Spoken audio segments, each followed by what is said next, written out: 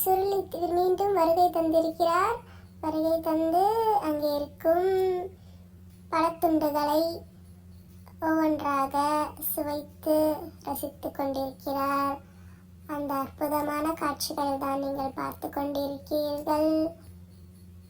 பாருங்க,